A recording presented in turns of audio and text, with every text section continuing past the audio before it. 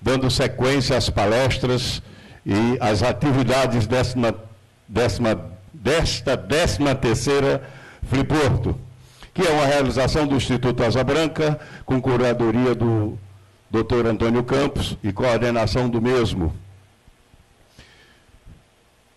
Para fazer parte aqui dessa mesa, eu vou convidar o nosso consultor, colaborador do Instituto Asa Branca, que tem promovido conosco o Gravatar Coffee,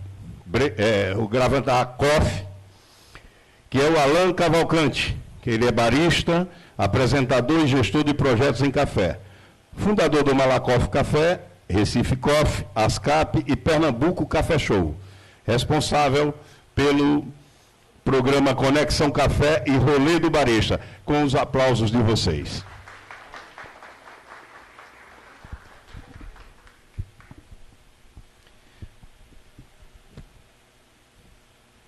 E agora vamos chamar o pernambucano de Carnaíba, no sertão do Pajeú, professor universitário, correspondente em Brasília, do Sistema Jornal do Comércio, jipeiro e barista. Produz há 16 anos o podcast Café e Conversa, o primeiro do gênero no rádio brasileiro. Toma 500 ml de café especial por dia. Pai do ator e diretor do teatro Dom Diego de Leon e das pets Lua, pastor alemão, e da Schnauzer gigante Chon, Lua na linguagem dos ciganos do leste europeu. Com vocês, o pernambucano que muito nos orgulha, Romualdo de Souza.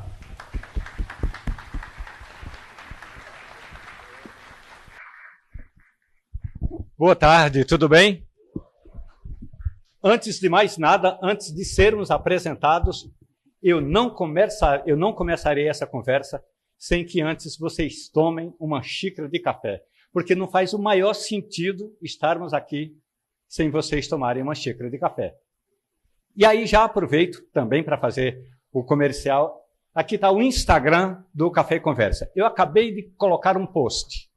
E esse post lá no feed é a história de um amigo e neurocientista argentino. Eu tenho muitos amigos argentinos, torço inclusive pela Argentina, sei cantar o hino da Argentina de có e salteado em 3 idiomas, o professor Mariano Sigma. E Mariano Sigma diz o seguinte: as bebidas apaixonantes e envolvidas devem ser tomadas em um recipiente transparente. Por gentileza, enquanto vai ser servido o café, enquanto o Alan inicia essa nossa conversa, eu gostaria que vocês fossem lá, curtissem e mandassem uma mensagem aí para dar um gás aí para a nossa palestra. Muito grato.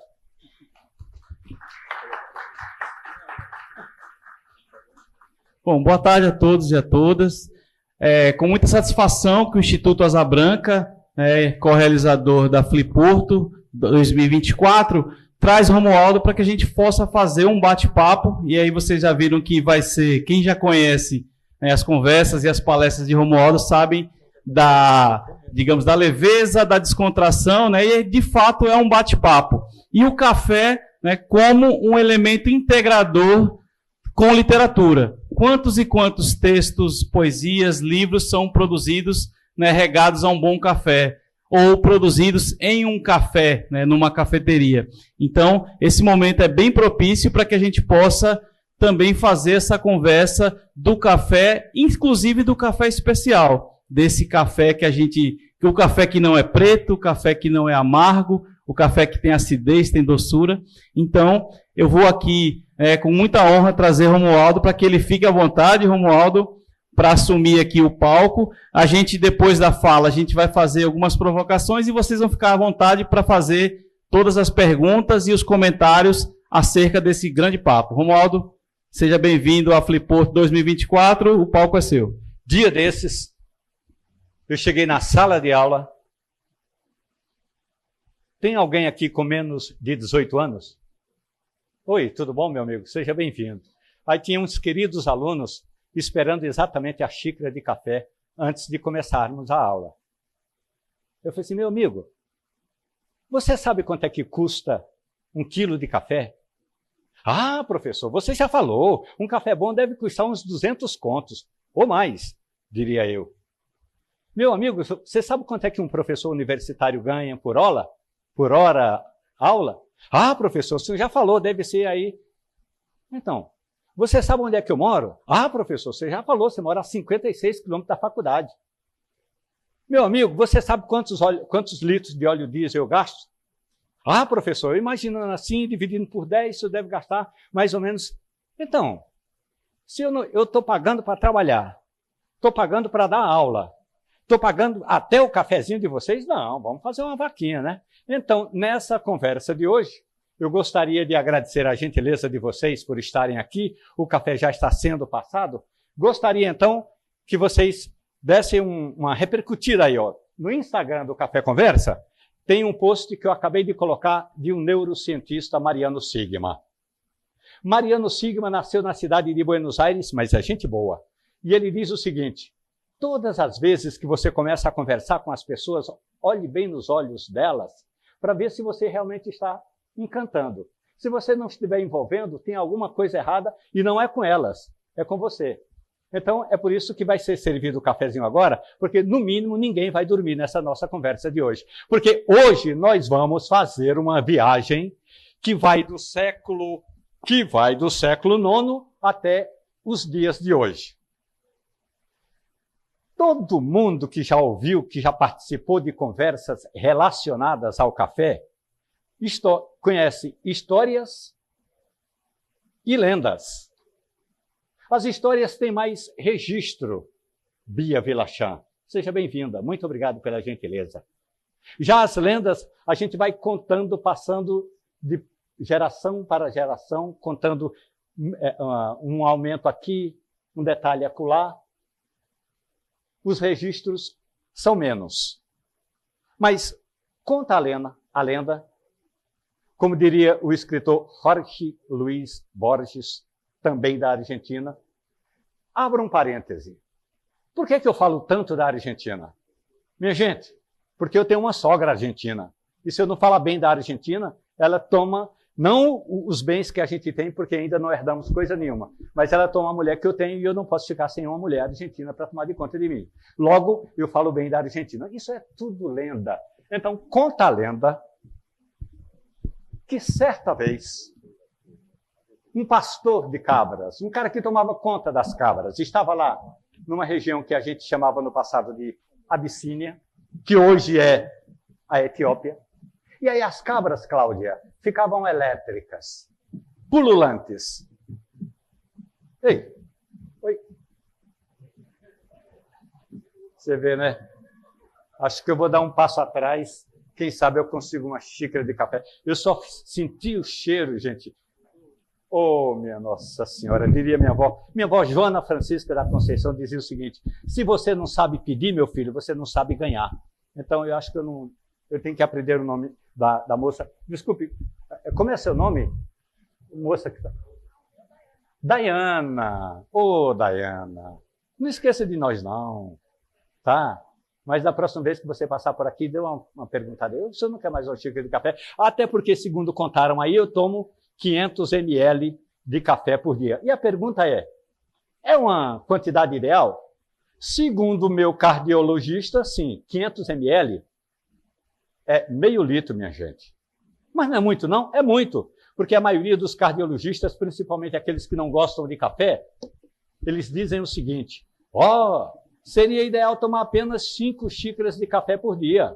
Mas eu aumentei um pouco a quantidade da xícara. Então, não interessa se o substantivo é xícara, a quantidade de café que cabe na minha xícara pode ser um pouquinho maior do que a que cabe na maioria da cabeça dos cardiologistas. O doutor Oscar Ocelas, o meu cardiologista, que cuida de mim faz um bom tempo, aliás, gente, olha a cabeça do cabra. Ele está fazendo um pós-doutorado, já foi defender o pós-doutorado dele lá na cidade de Vancouver, no Canadá. E aí, ele foi de moto. Ou seja, um cabra desse não tem o menor juízo. E ele me adotou faz 6 anos e eu estou vivo graças a ele faz 6 anos, porque ele cuida de mim e a faculdade paga 2 check-ups completos a cada ano. Ou seja, até aí está tudo bem. Então, segundo a lenda, o pastor Caldi viu que as cabras ficavam muito elétricas. Aquilo que na lenda argentina, eles chamam o seguinte, tem um ditado argentino que eu gosto muito dele, que é assim... Tá, eu vou falar em português. Minha mulher mandou eu falar em espanhol, mas eu falo em português. As cabras loucas. Ou então lá na Argentina, quando você está numa reunião de família, Flávia, e aí uma prima olha para outra assim, com aquele ar de desconfiança e fala, louca como uma cabra. Ou seja, as cabras loucas do pastor Caldi ficavam endiabradas de tanto chupar aquela frutinha. E aí o pastor levou aquela fruta adiante, passou para algumas pessoas, para alguns clérigos da região, e, segundo a lenda, é daí que vem o café. E nós estamos falando, minha gente, do século IX. E nós estamos em que século? 22, né? Ou 23? 22. É século 22 nós estamos?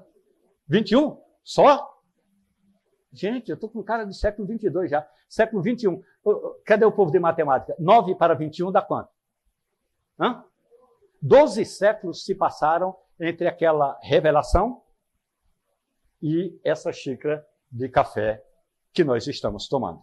Aproveitando enquanto você está degustando o café, eu quero fazer um registro aqui.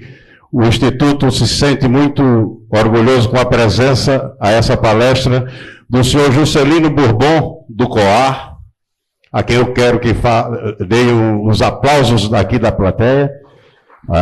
E ao lado dele nós temos a multiartista, instrumentista e cantora Pia Villaçã, com os aplausos de vocês. Esses dias, eu estava... Emerson, como vai? Tudo bom? Tudo bem. Que café é esse que nós estamos tomando? Esse é o frutado. De onde vem? De Triunfo, sertão pernambucano. No sertão pernambucano, lá em Triunfo, tem a plantação desse café. E não é merchandising, é o seguinte, é que uma das condições do meu contrato, cadê o pessoal do contrato? Luiz, nas condições do meu contrato, eu disse que eu queria apresentar a vocês um café de Pernambuco. Se a gente fala tanto sobre o café pernambucano, eu gostaria que vocês conhecessem, portanto, um café pernambucano. E como na maioria das minhas conversas, das minhas palestras, grande Maciel Salou, dia desses eu estava precisando falar com um rabequeiro. Rabeca, minha gente, é eu vou usar uma expressão, se estiver errado, não bata em mim, Marcel. É como se fosse um violino arcaico, um violino mais antigo. Aí me disse o seguinte, mestre, como vai o senhor, tudo bem? Seja muito bem-vindo. Esses seus óculos lhe deixam você ainda mais encantador. Seja bem-vindo, Miquiles. Como vai? Muito obrigado. J. Miquiles, o grande poeta pernambucano.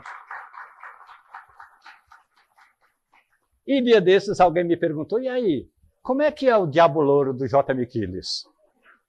Eu vou dizer que alguém uma vez me disse o seguinte, eu sou o Diabo Louro da música. Eu olhei para ela assim e falei assim, tá bom, você é o Diabo Louro da música do J. Miquiles, minha senhora? Sou. Você pode ver no filme do Alceu Valença. Eu estou lá pulando, feito um diabo, eu sou o Diabo Louro de J. Miquiles. Eu peguei o telefone e falei assim, Jota, que diabo é isso? Me disseram que... Não, meu amigo. Aí me mandou a foto do Diabo Louro que apareceu na minha vida, na vida dele. Diabo Louro, como vai? Tudo bem? Seja bem-vinda. Ou seja, a gente está falando assim, ó, desse jeito, para dizer que esse café é para integrar, para que a gente se junte daqui a pouco numa instigante conversa, porque agora a gente vai sair lá do que é a Etiópia hoje e vai à Turquia. Tem um professor que dá umas palestras lá na rádio jornal, e ele falou assim, meu amigo, eu estou indo para a Turquia, você quer que eu traga uma xícara para você? Eu falei, não, quero que traga um ibrik. Ibrik é esse método de café que a gente aqui no Brasil chama de café turco, também chamado de café de soldado, também chamado de café tropeiro e mais ainda, o café dos ciganos. Na minha tenda, nós fazíamos o seguinte, e é assim que se prepara um café turco. Moe o café o mais fino possível, tritura o café o mais fino possível, que fica em pó, bem fininho, e mistura a água. Mistura a água, deixa a água ferver, depois deixa assentar. Uma vez assentado, não tem coador. Você toma o café e o restante do pó fica ali embaixo. E, para ganhar mais dinheiro, a gente também desenvolve uma arte chamada de cafeomancia. A arte de interpretar o futuro por meio do fundo da xícara de café. Outro dia eu li a arte, eu interpretei a vida de uma amiga minha, ela ficou assim, falou assim, meu amigo, você acertou quase tudo, só errou no nome. Eu falei assim, mas começa com R, dá no mesmo. E aí, esse, portanto, é o café Ibrik, também chamado de café turco, também chamado de café de soldado. Não sei se vocês se lembram, mas, pelo menos na minha família, a minha avó, Joana Francisca da Conceição, costumava fazer, muitas vezes, um café sem coar, porque o meu avô não gostava de café coado. Então, ele gostava de tomar aquele café e deixava assentar lá no final. Café de soldado, também conhecido como café de tropeiro, que são aqueles profissionais que saem à cata ou de minerais, ou de comprar uma vaca, ou de comprar, quem sabe. Outro dia eu estava falando na Rádio Jornal que eu já fui vendedor de galinha. E aí o cara falou, vendedor de galinha? O que tu não foi na vida? Eu falei assim, quase nada. Mas eu já fui vendedor de galinha, que a gente saía de um canto para outro comprando galinha e vendendo galinha. E aí parava num canto, dava uma vontade danada de tomar uma xícara de café. E aí não tem coador, meu amigo. Aliás, às vezes não tem nem como coar o café. Aí, porque nem todo mundo está tão prevenido assim, porque tem gente que coa na cueca, coa na calcinha, mas a gente não estava muito preocupado com isso. Estava preocupado em tomar um café, e aí é por isso que a gente prefere um café mais fino, a moagem excessivamente fina, para que ela possa ficar assentada no fundo do Ibrik, ou também chamado de recipiente para passar café. Vamos lá. A história do café no mundo todo tem muita gente que perseguiu o café. Essa aqui, olha, é o sultão, lá da época dos otomanos, e aí ele fazia o seguinte, ele era o que a gente chama hoje de o caçador de coffee lovers. Ele caçava as pessoas que iam para as cafeterias na Turquia. É da Turquia, a primeira cafeteria, e quando eu estou assim, olha, já com essa idade, querendo decorar números, é da cidade da Turquia, a primeira cafeteria do mundo, que foi inaugurada em Constantinopla em 1623. Só que o sultão percebeu o seguinte, o nome do cara era Murad III. Ele percebeu que as pessoas estavam trabalhando menos, produzindo menos e tomando muito café. Só que o café, de certa forma, é instigante. Então, você não pode qualificar o café apenas como, não, é uma perda de tempo, ao contrário. O café é um momento de inspiração, de integração. Não sei se vocês se lembram, daqui a pouco eu vou contar a história de um amigo, que é mais ou menos o seguinte, você pede para alguém fazer um serviço, alguém faz o serviço, quando termina o serviço fala assim, quanto te devo? Aí o cara fala assim, dá aí um cafezinho? Então, é também uma linguagem. Nem todo mundo que toma café se reúne num cafezinho. Às vezes fala assim, olha, vamos tomar um cafezinho? E aí o outro nem toma o café, mas se encontra para tomar o café. E aí, nessa época, em 1623, lá na Turquia, o sultão Murad IV resolveu decepar a cabeça daqueles coffee lovers, daqueles bebedores de café. Até que um dia, a mulher do sultão apareceu e falou assim, amor, olha a preocupação dela. O que é que você vai fazer com tanta cabeça? Vamos dar um tempo, vamos fazer o seguinte, pegue essa mesma espada e em vez de cortar a cabeça dos coffee lovers, por que você não dá uma palmada na bunda com essa espada? Muitos coffee lovers se apaixonaram com aquela palmada na bunda e outros passaram a tomar café mais aliviados porque sabiam que não ia perder a cabeça tomando tanto café. Percebem? Há sempre, até aqui, uma longa e instigante busca para, literalmente, dar uma banida no café. Meu amigo, pode subir. Meus amigos, até que um dia, aqui está escrito Habemus Coffea. Até que um dia, vou contar uma história. Eu tenho um amigo que é amigo do Papa Francisco. E que fique claro, quando chegar em casa, contem que eu sou amigo de um amigo do Papa. Eu não sou amigo do Papa. Mas o meu amigo, que é amigo do Papa, falou assim: Romualdo, eu estou indo para o Papa, estou indo para o Vaticano, e queria levar um presente para a sua santidade. Eu falei assim: pronto, você vai levar um café. Ele falou assim: não, mas eu queria levar um café orgânico. Eu falei: pronto, vou arrumar um café orgânico para você. Aí, cardeal Raimundo Damasceno Assis pegou um pacote de café orgânico, botou na mochila e levou para o Vaticano. Torcedor do São Lourenço, o cardeal chegou para o Papa e falou assim: Santidade, trouxe aqui um café que um amigo meu, olha só, que um amigo meu mandou para o senhor. O Papa mandou preparar o café, e aí daqui a pouco eu conto já o que aconteceu com o Papa Francisco e esse café brasileiro. Vamos então contar a história do Papa Clemente. Minha gente, o Papa Clemente VIII estava no pontificado por volta de 1600. Chegou um coroinha, todo mundo sabe o que é um coroinha? Um sacristão, um ajudante do Papa. Aí disse assim: Santidade, seguinte, eu quero me confessar. Porra, abusado, o cara quer se confessar logo com o Papa. Aí o Papa falou: o que é que houve? Eu tomei aquela bebida proibida. Mas que bebida proibida? Disse o Papa Clemente VIII. Eu tomei aquela bebida proibida que estão dizendo que é a bebida do Satanás. Agora entra a história. Na história do cristianismo, o café era uma bebida do Satanás, porque ela veio da África, principalmente do que hoje é a Etiópia, uma região dominada pelos muçulmanos.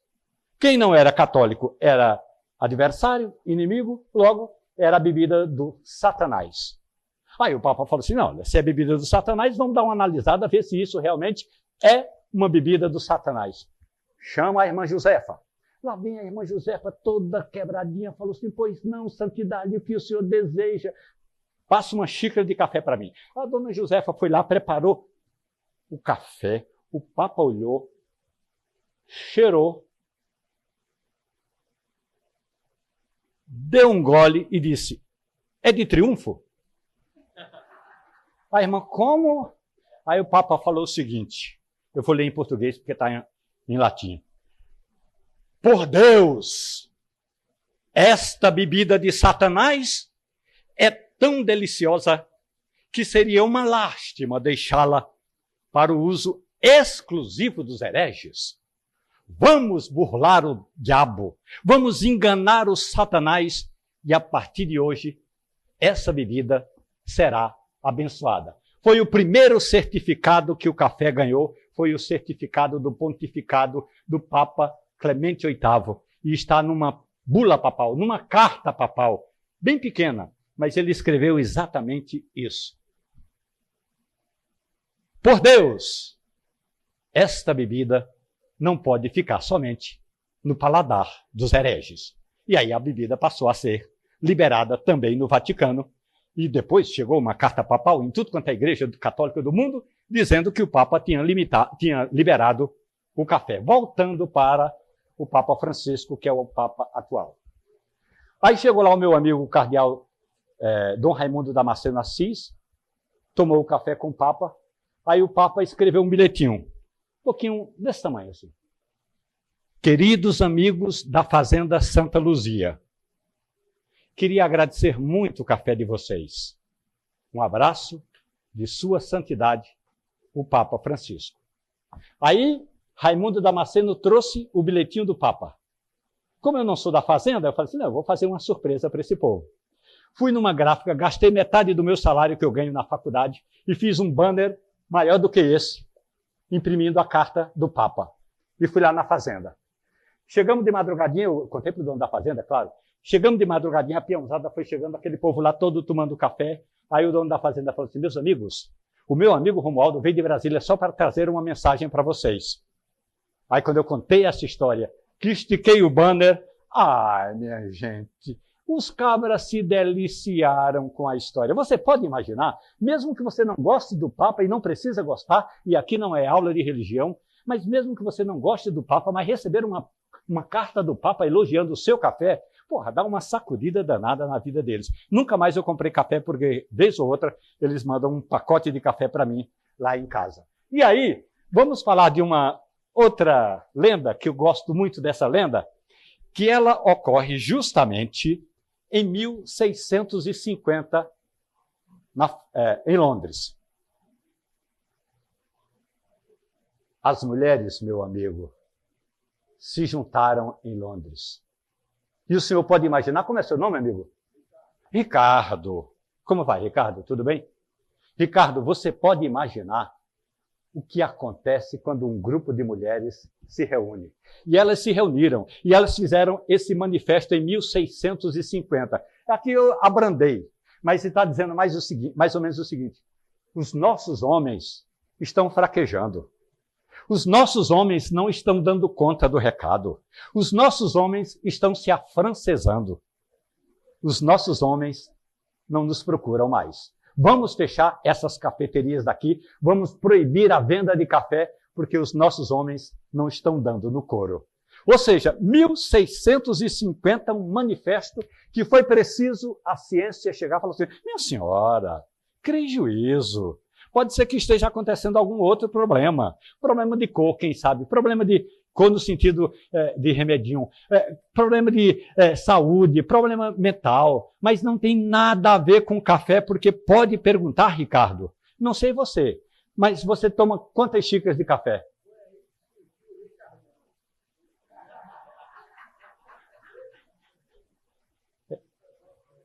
Né? Como seria Ricardão em francês, Ricardo?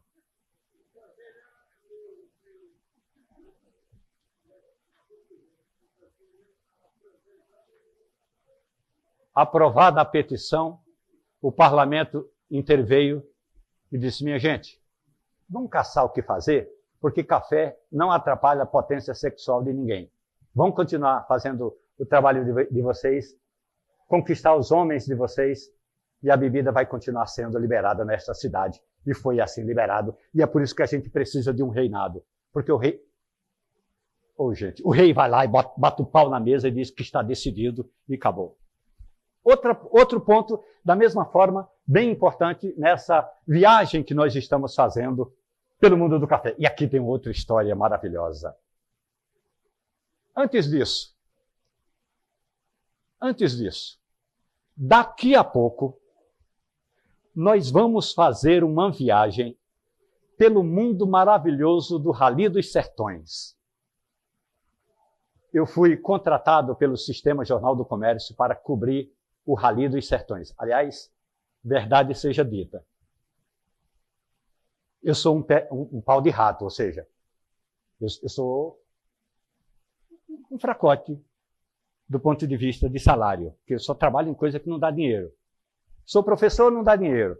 No rally não paga nem o óleo diesel. Bom, aí a rádio me mandou para cobrir o Rally dos Sertões. E eu comecei da cidade de Goiânia, em Goiás, Caldas Novas, em Goiás, Unaí, Minas Gerais, Chapada dos Veadeiros, em Goiás. E aí eu paro, porque daqui a pouco eu vou contar essa história, até a chegada em Fortaleza, no Ceará. Meu amigo, você chega com a bunda literalmente quadrada, porque a estrada é de chão. Mas eu levei tanto café, tanta música, e ganhei uma xícara de café. Quem adivinhar qual era o livro que estava sentado na cadeira do passageiro, porque eu não consigo andar com um passageiro estando no rally. Que o cabra começa a ou a dona começa a falar muito e me azucrina as ideias, então eu viajo sempre sozinho. Alguém sabe? Não. Daqui a pouco vocês vão ficar sabendo qual era o livro que estava sentado ali no lugar do passageiro. Chegamos a 1727 e eu não gosto de usar a expressão coincidência. Eu nasci nessa data, 20 de fevereiro. Claro que não foi em 1727, mas também não vou dizer quando é que foi. 20 de fevereiro de 1727, tínhamos um problema com a fronteira do Brasil com a Guiana, que era, digamos, uma província francesa. E aí o governador do Grão-Pará chegou para um comandante, para um alferes, que é esse cabra do cabelo grande, bonito, 2 metros de altura, uns cavalos maravilhosos, o cara todo arrumado, cheirando, parecia que tomava banho com sabonete Alma de Flores. Aí o governador falou assim: Francisco de Melo Palheita, eu quero que você faça essa viagem à Guiana Francesa e resolva o problema da nossa fronteira. Mas já que você vai estar por lá, aproveita e conversa com o governador. Quem sabe o governador cede umas mudas de pés de café, ou quem sabe ele nos dá uns grãos verdes e a gente traz esse maravilhoso produto, essa excelente bebida para o Brasil. E aí saiu o alferes, todo bonito, todo cabeludo. Gente, o cabelo do homem é muito bonito. Dá uma olhada no cabelo dele. Olha que cabelo lindo. E aí saiu o cara que penteava o cabelo, lavava o cabelo com babosa, Ricardo, lavava o cabelo com babosa. Aquele cabelo maravilhoso subiu, chegou, Guiana Francesa. Foi lá conversar com o governador. Conversa vai, conversa vem, e o governador disse para ele: está resolvido o problema da fronteira. Nós vamos puxar o nosso marco para o nosso lado, o Brasil fica com a sua parte. Aí o Francisco de Melo Palheita falou assim: o governador do Grão-Pará também me pediu para eu tentar conseguir com o senhor umas mudas de café. Lembremos-nos que nós estamos falando de uma província francesa. A França já tinha café de muito tempo, inclusive de suas invasões na África. Aí o governador falou assim: meu amigo, a coroa não deixa. E ele estava se referindo à coroa francesa, claro, não era a mulher dele. A coroa não deixa. E aí o cabra ficou instigado com aquela história. Abriu uma garrafa de vinho, o governador tomou uma garrafa de vinho com o Francisco de Melo Palheita, e aí a mulher do governador foi lá e pegou mais uma garrafa de vinho. Quando olhou de lado, o marido já estava meio troncho, foi deitar-se, e ficaram só nessa conversa o Francisco de Melo Palheita, que não falava francês, e a mulher do governador, que não falava português. Para resumir, porque tem muita criança na sala de aula, no dia seguinte, a mulher do governador mandou levar lá no estábulo onde estava hospedado o Francisco de Melo Palheita uma boa quantidade de mudas de pés de café e uma boa quantidade de sementes. E foi assim, depois de uma noite de amor embebida num vinho maravilhoso da França, que o café chegou ao Brasil em 1727. Ah, Madame d'Auvilliers. Muito obrigado, Madame. A senhora é muito gentil. Ajudou a embalar as noites de amor daquele brilhante alferes e trouxe para nós os cafés. Portanto, meu amigo, minha amiga, eu não vou dar o meu conceito sobre traição, não, mas eu gostei dessa traição. Vamos subir mais? Eu vou tomar mais uma xícara de café. Alain, estamos chegando em Pernambuco. Havia um comandante que eles chamavam de governador da capitania de Pernambuco, Tomás José de Melo, que não era parente do Francisco de Melo Palheita, nem do ex-presidente Fernando Collor de Mello. Tomás José de Melo era um português, um professor de literatura portuguesa que estava morando no Brasil, estava chefiando a capitania de Pernambuco, e aí ele mandou vir da região do maciço do Baturité, que é uma das regiões onde primeiro se plantou café, e nós estamos falando aí em 1780, portanto, mais de 60 anos depois do café chegar no Brasil. E aí mandou vir para Pernambuco mudas de pés de café, e foi assim que o café chegou no Brasil. Ou melhor, e foi assim que o café chegou em Pernambuco em 1780. E a gente, assim como no Brasil, agradece muito a Francisco de Melo Palheita. Pernambuco deveria tirar tudo quanto é estátua do Arraiz e botar uma estátua do Tomás José de Melo. Ele fez muito mais para a humanidade pernambucana do que a família Arraiz juntos. E aí a gente tem, portanto, essa história que chegou na cidade de Taquaritinga do Norte. Quem conhece Taquaritinga do Norte aqui? Quem conhece Taquaritinga? Vamos ver? Oh, como vai, Ana? Que dedinhos lindos. Deixa eu ver seus dedinhos. Ah, bonitos seus dedos. Está usando aliança? Não? Conte. Quantas xícaras de café você está tomando por dia? Então, vamos falar de Taquaritinga do Norte. Taquaritinga do Norte é uma região que está aqui a quantos quilômetros? 200 e quantos? 220 quilômetros? Você sai aqui do Recife, pega a estrada a 232, que todo mundo pega.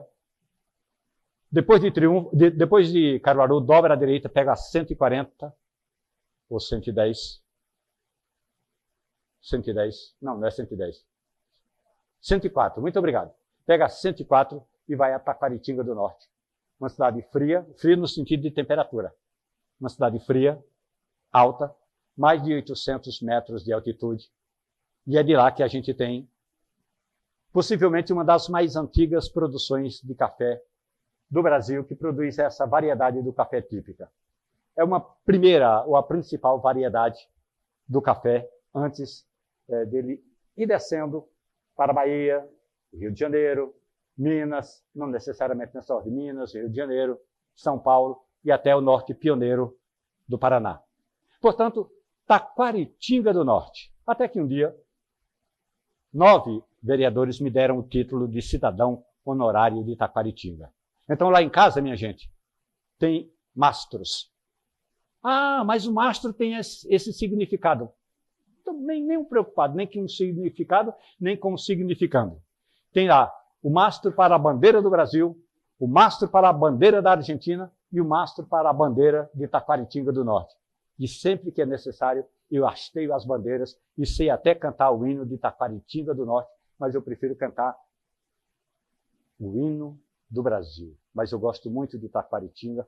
Acho que a gente tem que dar uma melhorada no café de lá, mas aí é outra história quando eu estiver com os produtores. Mas Taquaritinga do Norte, portanto, é nossa referência como a capital pernambucana do café.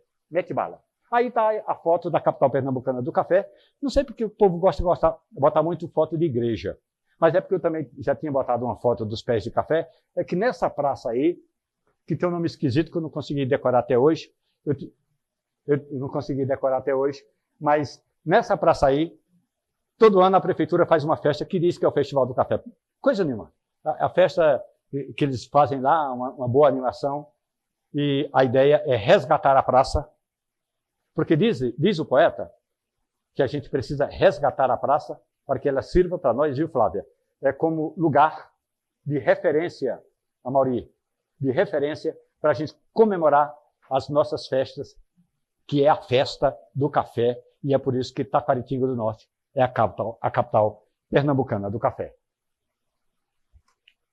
O café comum, forte e amargo, convencionalmente chamado de café do dia a dia. Café do dia a dia é uma invenção da indústria. A minha avó, Joana Francisca da Conceição, pegava os patufos de dinheiro. Vamos parar aqui. Vocês sabem o que é um patufo de dinheiro? Patufo, um monte, um mói de dinheiro. Um patufo de dinheiro que ela pegava na lata que o meu avô guardava. Botava no meu bolso, falava assim, vai na rua, compra algumas coisas e traz para mim meia libra de café. Meia libra são 250 gramas. Traz para mim meia libra de café verde. Eu trazia, minha avó torrava o café. E sempre nesse método de preparo de café, um dos mais conhecidos no Brasil, que é o método do coador de pano. Vou fazer uma pergunta para vocês, uma provocação. Professor, como vai? Que bom vê-lo, professor. Tudo bem? Depois o senhor faz uma gentileza, professor. O senhor fala para sua querida esposa que faz muito tempo que ela não faz um bode para mim. Minha gente, um bode com coentro, você come o coentro todo, mesmo que não goste de bode. Tudo bem? Sejam bem-vindos. Muito grato pela gentileza. Aí, voltando ao bode, quer dizer, voltando ao café, café coado no coador de pano. Levante a mão aí se alguém tem coador de pano em casa. Oh, Jesus amado, como diria, Jesus, tudo isso, olhe, eu diria com toda a cientificidade que 12,43% dessa plateia tem coador de pano em casa. E aí tem um detalhe que eu considero muito importante, que é o seguinte, coador de pano, minha gente, tem vida útil curta. Não é porque a vovó usava que eu vou usar até o final dos tempos. Por exemplo, a minha avó já morreu faz um bom tempo. O Dom Diego, que é o meu filho, o Dom Diego de León, tem... Puxa, se eu falar a idade do meu filho, já dá para somar com pelo menos 15 anos, que é quando você começa na prática. Então, não é porque a minha vovó usava que eu vou usar o mesmo coador. Todos os estudos científicos que eu fiz apontam que um coador de pano tem uma vida, se você usa todo dia, uma vida útil, no máximo, de 2, 3 meses. Então, troquem o coador de pano pelo amor de Nossa Senhora do Rosário de Fátima. E aí, como é que prepara um bom café no coador de pano? Nessa parte aqui, antes de colocar o pó de café e antes de colocar a água, eu recomendo dar uma escaldada. Tirar as impurezas e tem um detalhe técnico. Emerson é o barista que nos assessora aqui. Por que é importante, Emerson, escaldar o coador de papel ou de pano? Olá de novo. Então, a gente tem que escaldar para tirar as impurezas, né? Da celulose que fica no filtro de papel. E o filtro de pano, por muitas vezes a gente guardar no armário, acumula poeira, sujeira, e tudo isso vai passar para a nossa bebida, que não é interessante. Então, depois de escaldar, importante também lembrar de descartar, né? Não pode fazer o café naquela água que ficou ali acumulada embaixo. Certo? Eu tenho uma referência de família. E quando eu tinha uns 15 anos, o meu avô falou assim: que diabo tu vai querer continuar sendo cigano? Vai estudar. Porque eu fazia mais ou menos o seguinte, eu estudava, professor, puxa vida, o professor vai me pegar de porrada. Mas eu estudava, aí fazia o supletivo. Estudava, fazia mais uma prova. Então eu não frequentava muito a escola. Até que um dia eu fui morar em Petrolina, o grupo de ciganos foi para a região do Piauí, e aí eu fiquei em Petrolina e fui ser cobrador de ônibus. Eu trabalhei um tempão como cobrador de ônibus lá em Joalina, por isso que eu sou... Não vou falar não, porque eu vou desagregar, mas eu gosto, acho que criança tem que trabalhar um pouquinho. Aí eu trabalhava como cobrador de ônibus nessa região, e aí eu tinha uma professora, Dona Salete. Oh, rapaz, era bonita feita peste. Mas uma mulher bonita, sabe assim, um Salete, 2 metros de altura. E aí ela era irmã do prefeito da cidade e era irmã do dono da empresa em que eu trabalhava na Joalina. E aí ela dizia o seguinte: olhe, você trabalha tanto, meu filho, você não precisa se preocupar muito com a sala de aula, não, você é muito inteligente, dizia ela. Então você faz o seguinte, faz metade dos trabalhos que a gente dá um jeito aqui. E aí eu tinha aulas de geografia, e ela falava do mundo maravilhoso, botava lá em cima da mesa um daqueles globos grandes que ela tinha comprado num brechó. E aí ela rodava, isso aqui é o Greenwich, isso aqui é o Equador, isso aqui é o polo de Capricórnio, não sei o que das quantas. E eu falava, meu Deus do céu, para que isso vai servir para mim na minha vida? Até que um dia, morando em Brasília, e aí já um pouco mais passado, porque o tempo também passa, morando em Brasília, eu fui conhecer a cidade de Alto Paraíso. Minha gente, Alto Paraíso fica a 204 quilômetros do centro de Brasília. Dizem os malucos de lá que toda noite de lua cheia aterrissa uma nave espacial. E aí eles vão lá e fumam aquele cigarrinho inteligente deles e ficam lá esperando. Daí a pouco vem aquela... A nave está chegando.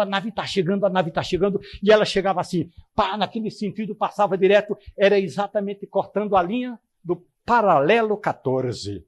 E para completar essa história, o Paralelo 14, que é uma linha imaginária que corta a Chapada dos Veadeiros, vai dar exatamente em Machu Picchu, no Peru. Você pode imaginar, é muito orégano. E aí, a minha xícara de café, a minha caneca de café, que já viajou o mundo todo, está nesse momento aqui, pairada, esperando um disco voador ou uma pitadinha de um cigarro lá em Machu Picchu, no Peru.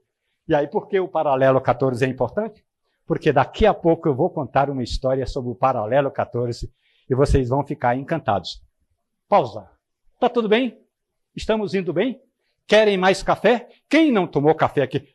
Eita, quem não tomou? Minha gente, tá saindo? Ó, tem uma senhora ali que essa semana o marido dela foi se encontrar com o Lula. Era um negócio do maracatu, negócio não, vamos lá. Era uma festa do maracatu, o presidente estava sancionando, assinando uma lei votada pelo Congresso Nacional que determina que 1º de agosto é o Dia Nacional do Maracatu. Aí a mulher me ligou e falou assim, você viu Maciel por aí? Eu falei, quem? Maciel Salu está aí. Eu falei, sim, estou vendo, estou ele ali. Ele está tranquilo? Eu falei assim, então uma calma, uma tranquilidade. O Maciel Salu está tão calmo, tão tranquilo. Ela falou assim, oxe, ele não é assim. Eu falei assim, é porque ele não está contigo. Quando ele está contigo, ele fica mais assanhado, mais espantado. Maciel Salu, olha, diga para essa mulher que ela vai ficar mais calma daqui a pouco, que eu vou servir uma xícara de café para ela. Tá bom assim?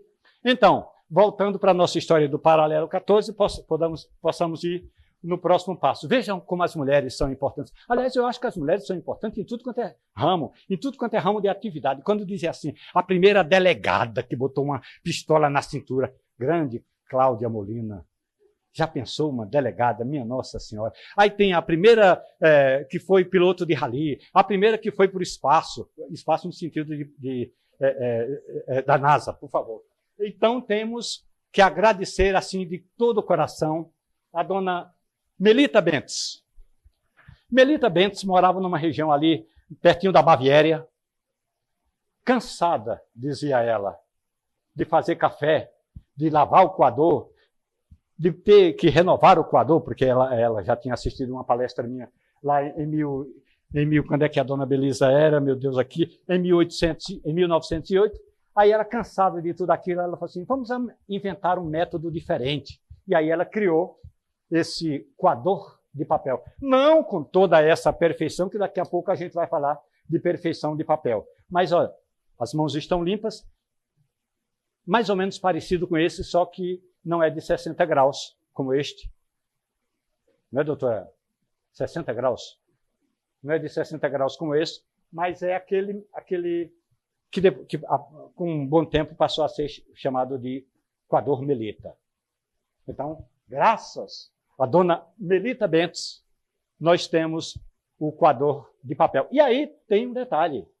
Coador de papel, meu amigo, minha amiga, também tem de ser escaldado. Porque aí você tira, como disse o barista, aquelas impurezas, porque o papel é feito de madeira, a celulose, então vai soltando algumas impurezas, e para soltar, para dissipar aquelas impurezas, é bom você esquentar a água, dar uma enxaguada no coador de papel. E aí diria um amigo meu que é sociólogo, não use a palavra dispense a água. Aí você separa a água, quando ela esfria, você bota nas plantas. Porque senão você fala, aí dispensa a água, aí você vai lá e bota na pia. Não bote na pia, bota nas plantinhas. Ainda mais agora que o Supremo Tribunal Federal já está liberando a gente de ter umas plantinhas em casa, melhor ainda, uma água com gosto de celulose deve ser uma maravilha, deve servir fantasticamente para fortalecer a história da humanidade. E foi assim que dona Melita Bentes, lá no início do século XX, criou essa maravilha do coador de papel. Amaury, certa vez, eu estava em casa, Ricardo, e aí a rádio disse assim, você não quer cobrir a Copa do Mundo de 2014? Eu falei, claro, cobrir uma Copa do Mundo era a minha primeira vez, eu já tinha feito tudo na vida, mas nunca tinha coberto uma Copa do Mundo. Aí fui cobrir. Oh, Jesus. Como é seu nome? Desirê. Oh, Jesus. Você é francesa, mulher? Não, pernambucana. Mas tem um sotaque de francês? Eu mesmo acho. Não. Salve, Madame de Villiers. Aí,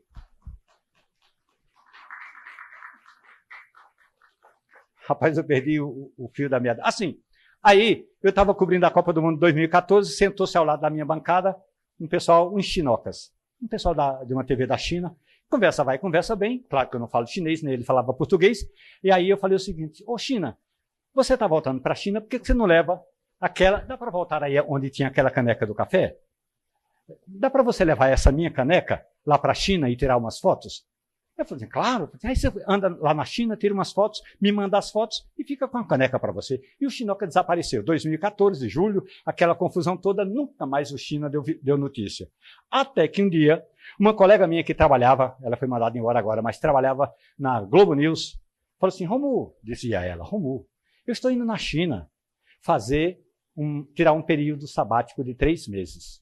Gente, eu acho tão lindo tirar período sabático.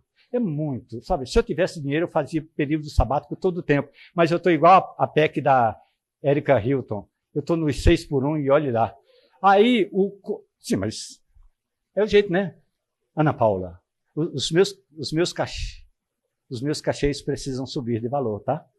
Anote aí na sua agendinha. Aí, gente, a minha colega viajou para a China e levou a caneca. Aí, chega ela na muralha da China, vamos imaginar, só para, hipoteticamente, é como se fosse essa aqui, aquela caneca. Aí ela chegou lá na muralha da China, tirando foto, tirando foto, que estão todas no Instagram do Café Conversa. Abra um parêntese. Eu pedi para quem estava no início da palestra que poderia dar uma instigada lá no nosso perfil, Café Conversa. Sem I, sem E, sem nada. Café Conversa. E dá uma curtida lá, dá uma força pro tio aí. Aí voltando para a China. Aí a Letícia está lá, tirando um monte de foto. Daí a pouco ela viu um disparo de máquina fotográfica daquelas que só os chineses têm. Ela olha de lado assim, está um Chinoca com a caneca do Café Conversa tirando fotos na muralha da China. Para resumir a história, para não tomar o tempo de vocês, a Letícia e o Chinoca estão juntos até hoje e tem 2 chinoquinhos morando em Brasília. Ou seja, no fundo, eu sou um cupido. Fala a verdade. Deu uma sorte danada. Até porque a Letícia é bonita, mas o Chinoca é aprumado. O Chinoca é aprumado. Vamos voltar lá para aquele ponto lá onde a gente estava, por gentileza? Agora a gente vai falar um pouco de conceito de café. É um pouco mais para cima. Aí, amargo, baixíssima doçura. Como eu não tenho rabo preso com quase ninguém, normalmente no Brasil, a gente costuma dizer o seguinte, não, na história do café, o café do brasileiro sempre foi um café escuro. Tanto é que as músicas que louvam o café, tanto de Ella Fitzgerald até como com Frank Sinatra, e também tem uma cantora lá do Canadá chamada Kid Lang, K.D. Lang. Gente, anotem o nome dessa mulher, Kid Lang, K.D. Lang. Ela canta uma música Black Coffee que é de lascar o cano de tão bonita. Poeta, muito bonita a música, e aí lá pelas tantas usa a palavra Black Coffee. Café preto. E aí, por que o nosso café do dia a dia, ou por que a maioria dos cafés que a gente vê por aí é tudo tão escuro? Tem algumas razões, mas uma delas, eu diria para vocês o seguinte, a indústria precisa compensar, pode passar, o que a gente chama de mistura de grãos. Porque os caras não vão fazer uma seleção, Cláudia, do grão já pronto, vermelho, do grão amarelo, que está no meio do caminho entre o verde e o vermelho, e do grão verde, que não pode ser colhido. Então está tudo junto ali. O que eles fazem? Misturam e torram. Ou ainda tem um nome que só os agrônomos conhecem, que chama-se, Luiz, carunchá. Ou seja, o grão que não desenvolveu.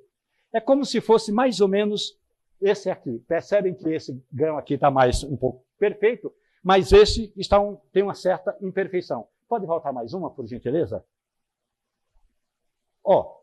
Nesse caso aqui nós temos um grão desenvolvido, mas esse aqui está carunchado. Então, para compensar o carunchado que não desenvolveu e que precisa estar no mesmo nível do outro, então os cabras tocam fogo. Literalmente botam café para que ele fique o mais queimado possível, e é uma forma de dar uma maquiada, Juscelino.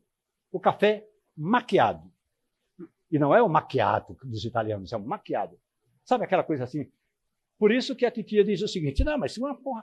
Não, é por isso que um café desse eu não posso tomar sem açúcar. Tem toda a razão.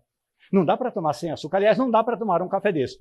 E aí, você pode passar adiante, nós chegamos no tal do café especial. Eu gosto de falar sobre café especial, porque a gente tem algumas boas produções de cafés especiais no Brasil.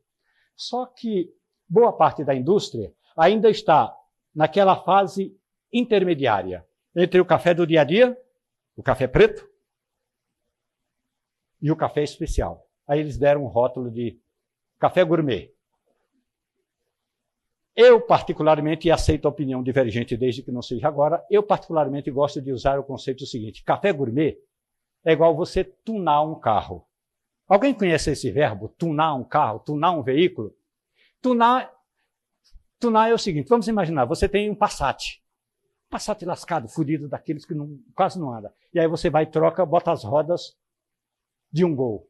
Você vai e troca o cano de escape e bota o adesivo da Mercedes-Benz. Aquilo não é nem o carro original, nem uma Mercedes. É um carro tunado. Ou então, quando você rebaixa um carro, também é um carro tunado.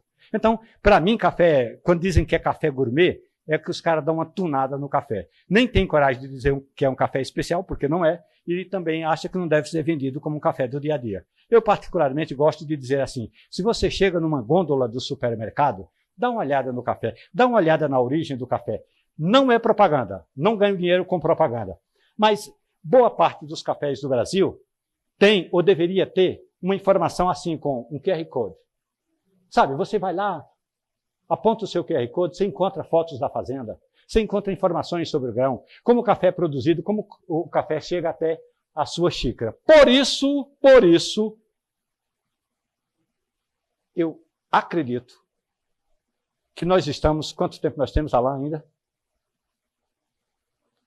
Mais 20 minutos, então tem que correr. Por isso que nós estamos chegando numa fase que é a seguinte. O café especial, minha comadre. Como é o nome da senhora?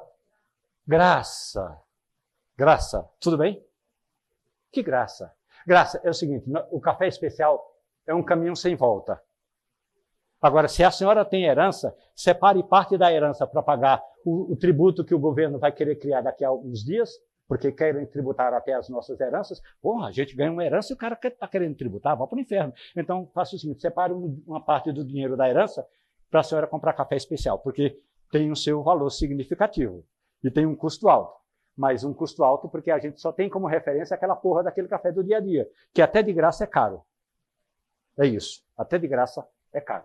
Vamos subir mais um pouquinho, que eu já estou terminando por aqui. E aí chegamos em um dos métodos de preparo de café mais, digamos assim, tradicionais com essa virada do século, que é a moca italiana. E aí abro um parêntese para fazer uma propaganda de um cara que eu não diria que ele é amigo porque ele me esquece muito, mas estamos falando de Abraão. Abraão, que tem um perfil Abraão pintando com café, ele pinta e borda, literalmente. Então, é aquele genro que toda sogra gostaria de ter. O cara pinta bem, desenha bem, é simpático e é inteligente. Porra, o cara desse não precisa nem ter herança. Aí ele pintou essa moca italiana para mim. Esse método moca italiana, na verdade, também chamada de italiana, tem essa primeira parte aqui, chamada de caldeira. Essa segunda, que é o cachimbo. E a terceira, por onde passa o café. Normalmente, uma das perguntas que mais chegam à Rádio Jornal, onde eu tenho um quadro Café e Conversa, faz 16 anos. 16, né? 16. Obrigado, Cássio. 16 anos. É o seguinte, por que a minha moca italiana está entupindo? Mas, minha senhora, como é que é o grão que a senhora está usando? Estou usando aquele que eu compro no supermercado, aquele bem fininho, mas é claro que vai entupir.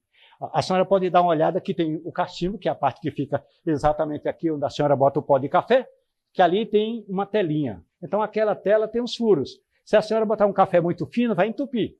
Então, não entupa mais o seu café. Moa com uma granulometria um pouco maior, parecendo a areia da praia. Alguém aí em casa tem essa cafeteira moca italiana? Ô, rapaz, você tem tudo.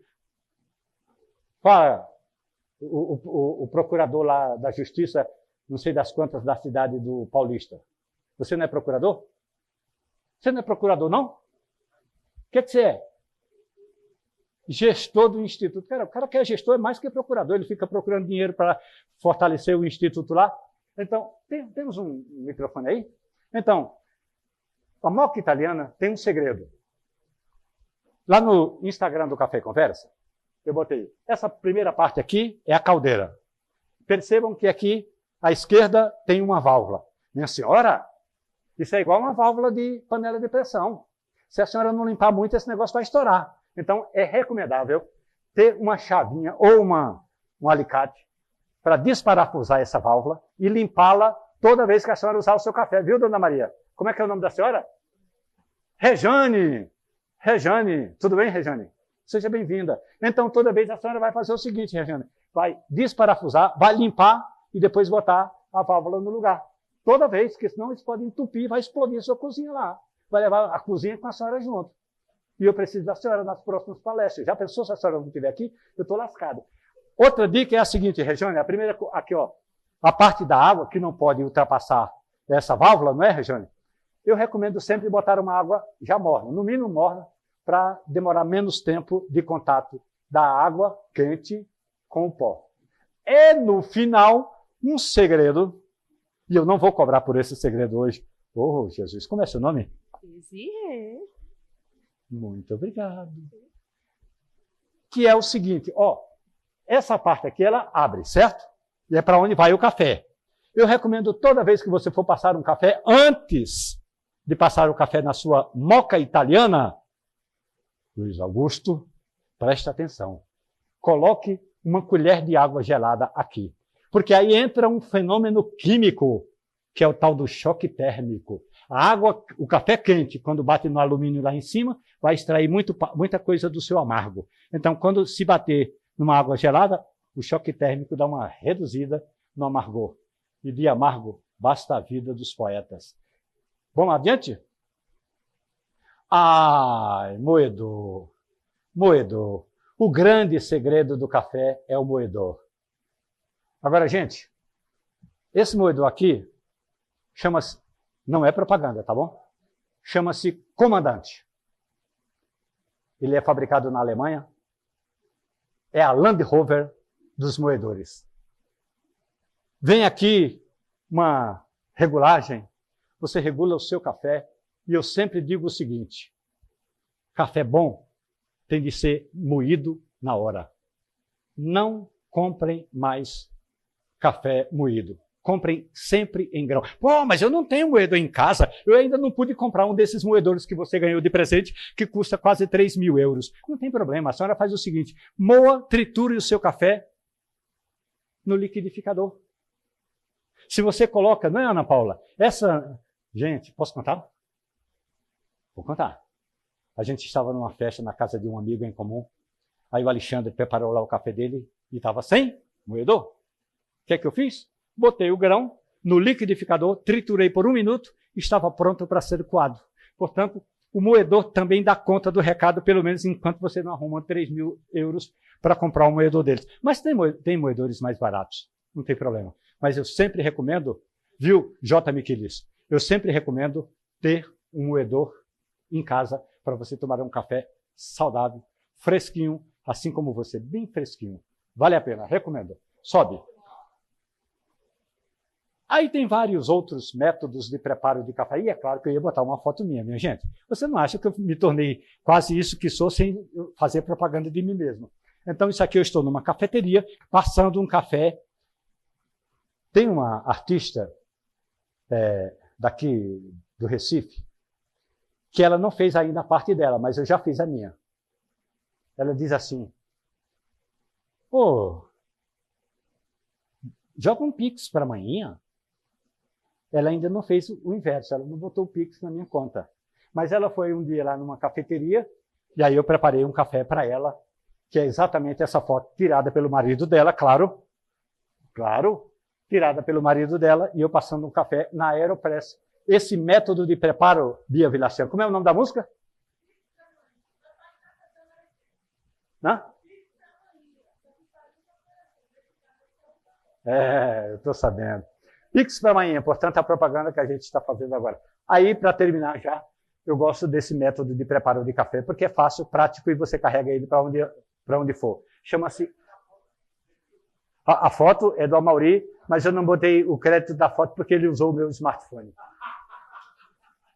Então, é mais ou menos um café prensado, temperatura ideal, e aí tem um detalhe, viu, Juscelino, que o café fica açucarado, extrai bem as doçuras do café. É o meu método preferido. Tem outros também, por exemplo, sobe. Daqui a pouco um pouco mais da história desse Jeep, uma Land Rover 90 polegadas, que já rodou 400 mil quilômetros. Como é que essa Land Rover chegou no Paralelo 14, na Chapada dos Veadeiros? Pode subir. Rário 60, não tem uma rádio por aqui, mas vai o próximo. Coar. Coar é um método pernambucano, genuinamente pernambucano, desenvolvido por pernambucano, e como a gente é abusado, é o meu método que eu gosto assim dos cafés coados, é um excelente método. A história do coar vale a pena ser contada, e aí eu recomendo dar uma passadinha no perfil do pessoal do coar. É que, vamos ver se ainda tem mais alguma coisa. Ah, claro! Estamos falando do Café e Conversa, o mais antigo podcast do rádio brasileiro. Um dia eu cheguei para a direção da Rádio Jornal e falei assim, gente, eu tenho um produto pronto, chama-se Café e Conversa. Eu quero rodar esse produto diariamente na rádio. O cara falou assim, mas isso não dá audiência. Dá audiência, sim. Pode, vai por mim. Vamos fazer um experimento? A gente fica 90 dias. Se não der audiência, a gente tira o programa do ar. Está há 16 anos e só não tem mais audiência porque é curto e o dinheiro é menor do que a grana que eu ganho. Mas Café e Conversa tem lá muitas histórias. E aí garanto para vocês que a pergunta mais comum é: para que serve aquela água com gás que servem lá na hora que você vai tomar um café expresso? Passa adiante. Tem mais uma? Não? E essa, portanto, é a história do Café e Conversa.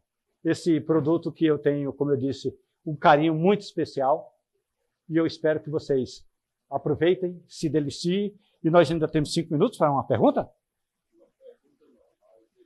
Ah, claro. Por favor. Opa! Senhor.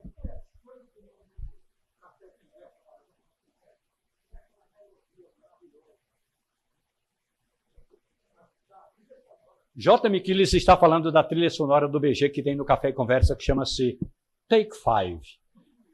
É um grupo americano dos anos 60 chamado Dave Brubeck Quarteto. Bom, pessoal, queria agradecer aqui em nome do Instituto Asa Branca e da Fliporto essa grande viagem pelo mundo do café, pela história do café. Infelizmente, a gente não vai poder abrir para perguntas. Eu sei que está todo mundo cheio de perguntas e Romualdo está sempre tão solícito para bater esse papo sobre o café, porque a gente tem como segurar. Pronto, porque aí a autoridade está vendo ali. Quantos minutos, Fábio, a gente pode... Pronto, aí a gente vai abrir, aí é só pedir para vocês, porque a gente está com outra palestra já aqui no mesmo momento. A gente vai passar o microfone, a gente vai ser bem rigoroso para fazer pelo menos 3 ou 4 perguntinhas. Aí a gente dá uma circulada, eu vou pedir para as meninas auxiliarem aqui. Aí só pedir para a gente poder tentar ser o máximo conciso possível para que mais pessoas possam ter a oportunidade de perguntar. Zé, tu pode me ajudar, Zé?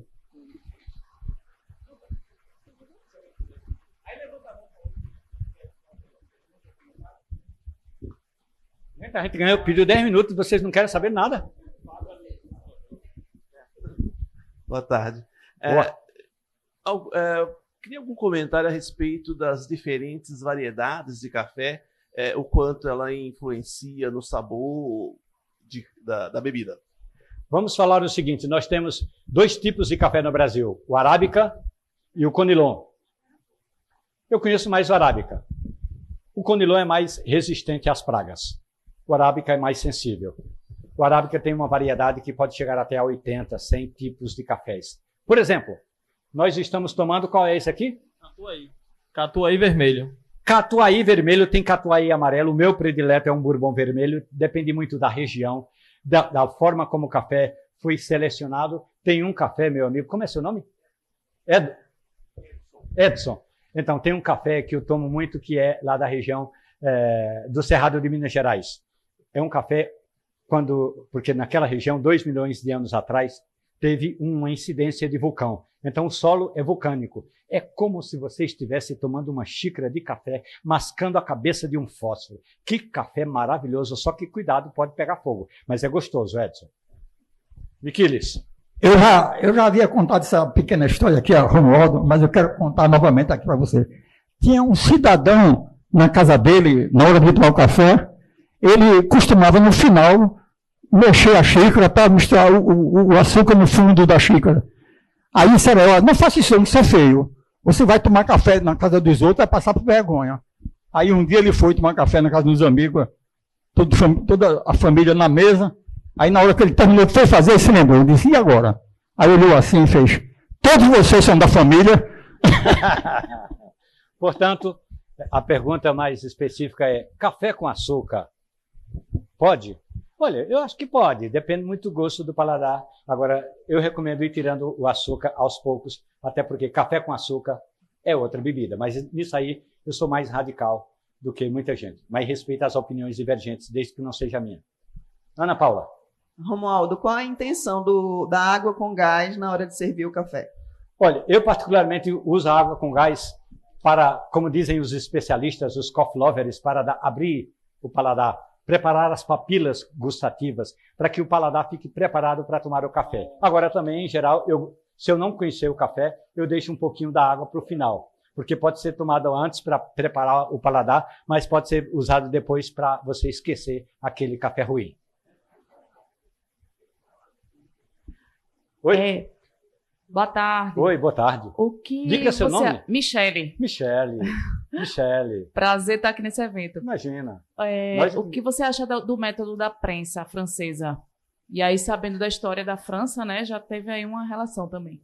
Eu digo rapidamente que eu não gosto muito da prensa francesa porque tem muito residual. A prensa francesa, minha gente, eu até tive umas fotos aqui, mas não dá tempo de passar. A prensa francesa é aquela que você bota num recipiente a água com o café, mexe e bota um êmbolo esperando um tempo de decantação, em geral 4 minutos. Aí você baixa o êmbolo. Só que quando baixa o êmbolo, Michele, em geral, algum pó de café sobe. Então é o que a gente chama de residual. Particularmente não gosto. Mas também é apenas uma opinião muito própria. Só que tem um detalhe interessante. Como a água fica 4 minutos em contato com o pó, e esse tempo é um bom tempo para extrair muita cafeína. Portanto, você vai tomar um café cafeinado.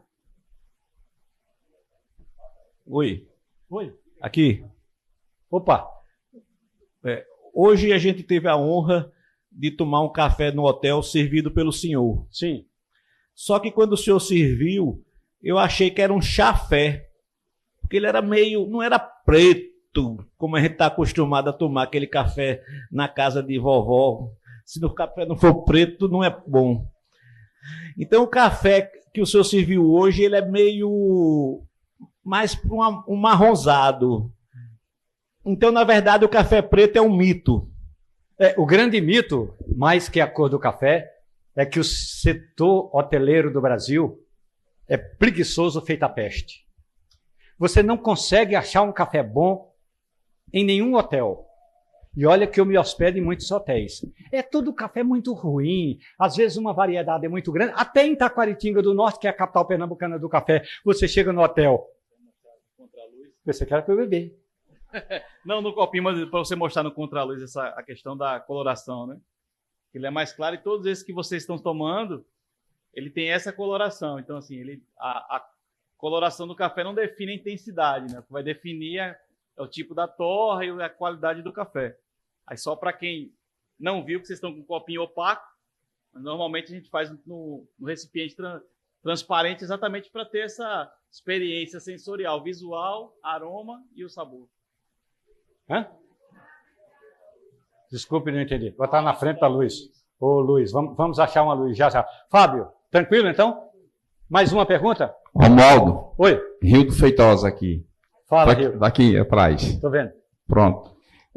Eu sei que eu conheço o café do Brejo, muito bom, esse que está sendo servido aqui a todos nós. Mas eu gostaria que você falasse sobre o café lá da sua cidade, do sertão, que você também provou e aprovou, se eu não me engano, é de Carnaíba. Carnaíba, minha gente, fica ali na beira do Rio Pajeú, a 427 quilômetros de trem, que é a minha referência. Então, dia desses teve o Festival do Café de Carnaíba, foi no ano passado. E aí eu levei produtores de Taquaritinga, produtores de Triunfo, e levei também um café de Carnaíba produzido lá no mato, lá em Ibitiranga, um vilarejo. Como diria Jesus Cristo, o último também é bom. Aí, olha, eu fui lá, viu, Hildo, e peguei o café. Peguei o café, senti e falei assim, não, você não vai mais torrar esse café. Mas como eu não vou torrar? Porque eu torro ele toda semana. Não, não vai torrar. Peguei o café dele, assim, com toda a educação, fui lá na cidade de Triunfo, peguei a máquina do café do Brejo, do Gabriel Altoff, torrei o café dele, trouxe o café para Carnaíba, e aí uma referência é do ponto de vista financeiro. Ele estava vendendo o café a 10 contos o quilo. Eu falei assim, aí ele falou assim, e agora, vale quanto? Eu falei assim, bota 60. Falei, não, 50. Então tá. Botou 50, ainda hoje está vendendo o café dele a 50. Mas é para dizer o seguinte, que café depende, tem vários fatores que o tornam gostoso para o paladar. Uma delas, ou um desses fatores, é exatamente a torra. Se não souber torrar o café, você pode botá-lo a perder. Pronto? Opa, diga. Estou vendo o seu bracinho. Diga seu nome. Ah, falta chegar o microfone.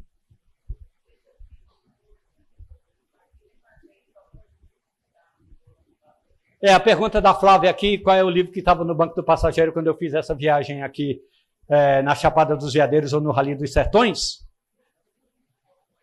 Antônio Scarmeta, O Carteiro e o Poeta. Um escritor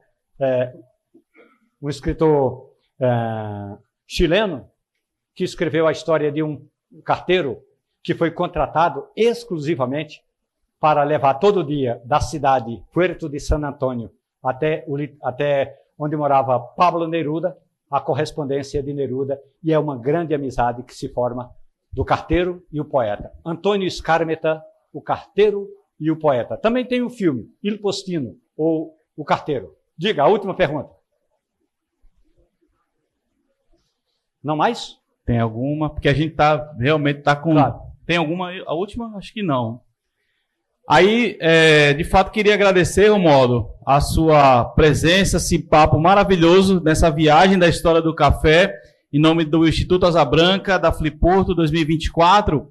E queria até sugerir, a gente vai ter uma próxima palestra, o nosso palestrante já está presente. Enquanto a gente vai dar uma organizada aqui para começar outra palestra, aqui na frente, inclusive, temos os parceiros aqui, né, o Café Suburbano, também que tem um café especial para vocês poderem bater um papo com o Romualdo ali fora, enquanto está trocando aqui a estrutura para a próxima palestra, e que a gente possa também agradecer o café 100% pernambucano, né, Romualdo? O café feito por barista pernambucano, foi torrado por pernambucano, produzido em Triunfo aqui em Pernambuco, feito no COA, e aí o registro aqui de Juscelino Bourbon, um dos sócios, um dos idealizadores do COA, né, esse método que nos dá tanto orgulho aqui em Pernambuco. E aí eu queria encerrar aqui pedindo uma salva de palmas ao nosso querido Romualdo Souza e agradecer a presença de todos aqui.